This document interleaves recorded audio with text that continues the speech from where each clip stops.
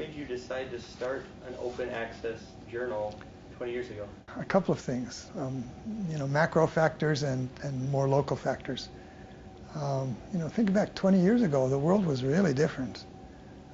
Nowadays, we're used to a world where everybody's got desktop, laptop, tablets, smartphones.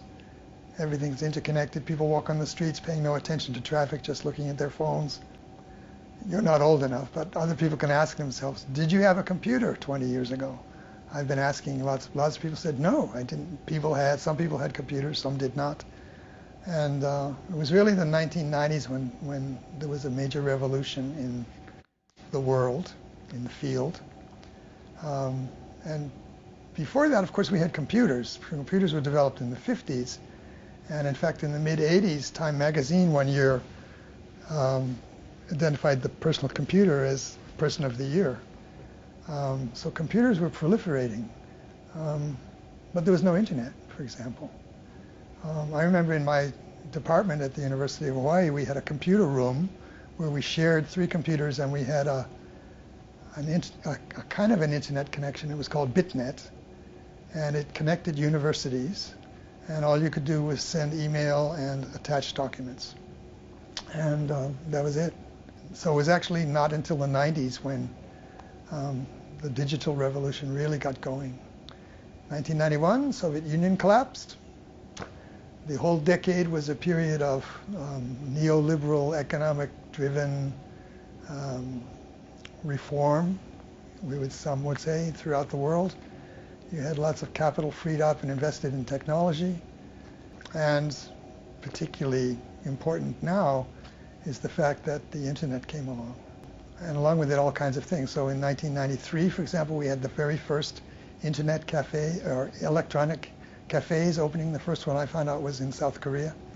Within a few years, they were proliferating around the United States, UK, a few other countries, Scandinavia, Finland. And then the World Wide Web, actually, was not proposed until 1989. The first website was developed in 1990. Internet Society, 91. The first browser came along in 1993. And so throughout the decade of the 90s, the connectivity and the capabilities of the internet expanded. And so I look at that as, what was really behind the development of an online open access, that is to say free journal about language and technology, was it was the decade in which technology was just booming. And 1997, when the journal published its first issue, was also the start of what's called the dot-com boom, or the internet bubble, where you had complete, enormous change in the economics of many countries, in which huge amounts of money were funneled into the stock market to do internet startups. And then that peaked in around 2000, 2001 and crashed. So partly establishing a journal on language learning and technology was a reflection of the times. A little more locally, a second factor was the establishment of language resource centers. Language resource centers is a program funded by the U.S. government that established a small number of centers around the U.S. to enhance the U.S. capacity for teaching and learning foreign languages effectively. And part of the mandate was to conduct and disseminate research on improved language teaching methodologies, and including the use of advanced technology. So when these grants were first given out starting in 1990, it was pretty clear that one thing the U.S. government wanted to do was to support developments in technology for language learning and teaching. The program started in 1990 with 3 of them, including the one at the University of Hawaii, Manoa. And by 1996, 97, there were 7 of them, including our partner in LLT, Michigan State University.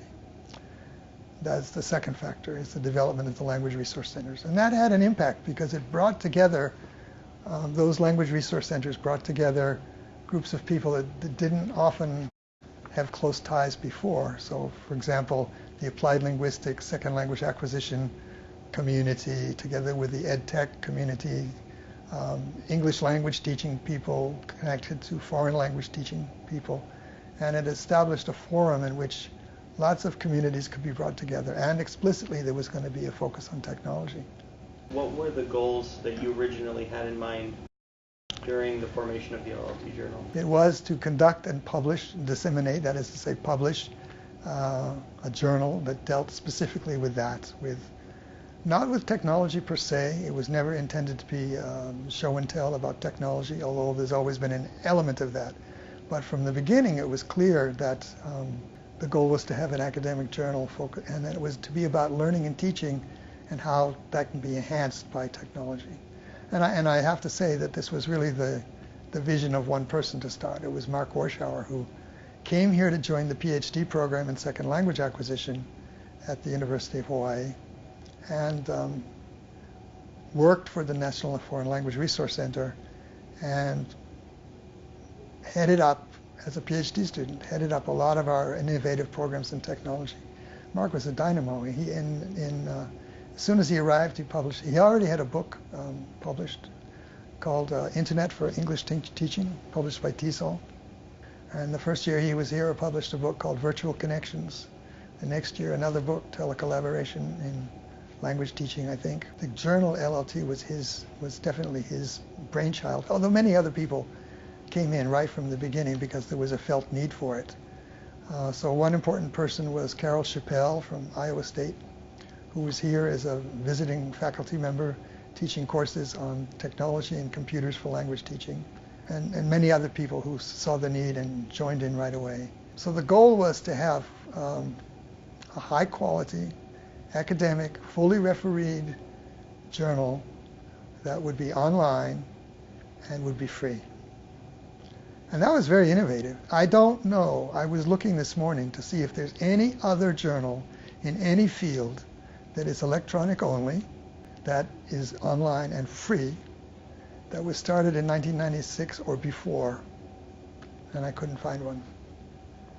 There were a few, but they either changed and became for profit, or they closed. If you scout around and look and Google and try to follow the leads, you'll find a few sporadic attempts to create online journals, maybe a year or two ahead of this, but the major ones that are cited as being the pioneers come from 97, 98, when LLT was already publishing.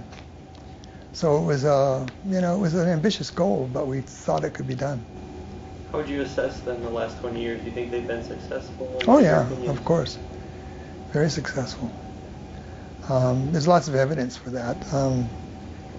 For this particular journal, Modern Language Journal published an article by Schmidt and Lafford that surveyed researchers in language and technology fields, and they ranked LLT highest, #1, in terms of overall quality, and also first in terms of scholars' preference for where they publish their own research, and first in having benefits for tenure and promotion. That was a concern from the beginning. One of the big issues when we started this journal was, will faculty members and researchers who publish in an online journal get the same kind of consideration for promotion and tenure as people who publish in traditional journals? It was a fear. It was a fear that people would not want to publish there because those who judge their future would say, oh, it's an online journal, it doesn't count. And that's turned out not to be true. I think that fear has pretty much been dispelled. At the beginning it was a concern, and we wanted to make sure, for example, that when we went online, we still had a product, PDFs, that people could print out, staple together, and it looks just like an off-print from a regular print journal. But there was a fear that way, but it's no longer. Now journals are judged in other ways, and what people consider most important are things like citation indices and other indices of quality. So if you go look up the top 20 journals in any field, you'll find that it's basically based on how often articles in those journals are cited in other respected journals. And of course, LLT is always ranked very near the top. So in both, consistently, in linguistics and in education, LLT has always been included at least in the top 20. What are some other unexpected things that have happened over the last 20 years? I mean, the technology is always changing, and the whole 20 years has been a period of experimentation and fermentation in the development of technology for every field.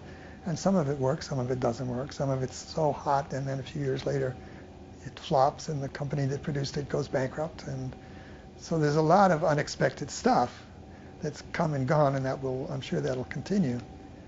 But on a more specific level, one kind of unexpected thing about language learning and technology, which has been a big plus, is that there's been tremendous continuity in the editorial policies and in the editorial staff. There have only really been 4 editors. Mark Warshaw was the first. He left for a while and then came back, and altogether he was editor for 10 years. A few years later, Irene Thompson joined, and she stayed for 12 years. And a year or two after that, Dorothy Chun from University of California, Santa Barbara joined, and she's now in her 15th year, and we hope she keeps going. That's really good and wasn't really expected that so many people would stick with the journal for such a long time. And it's not just them. If you look at the members of the editorial board, there's a lot of stability. Robert Goodwin Jones, who does a column on emerging technologies, you can find one in the first issue and you can find one in the current issue. So for 20 years he's been doing it. So that's been an unexpected plus. What do you see? What do you expect for the next 20 years? I think that for a journal, for this journal, and for a lot of journals, one thing that has to get worked out eventually is what's often referred to as creative destruction, which is part of the whole neoliberal technology capitalism picture. On the one hand, you have 3 big for-profit journals that publish almost half of all journals in academia, make huge profits, and do it on the basis of unpaid labor by reviewers and authors and researchers. And there's some kind of ideological struggle between them and the people who are pushing for open access. As I said, LLT was one of the first. The last count I heard was that there are now 10,000 open access journals in the world in all fields, with 75 more added every week. That's as of July 2015. And there are a lot of unresolved issues having to do with business models, because even if you do a journal where people contribute enormous amounts of unpaid labor, there's still costs, and there are all kinds of different business models struggling with each other and with all kinds of different motives. So that's one thing that has to be resolved.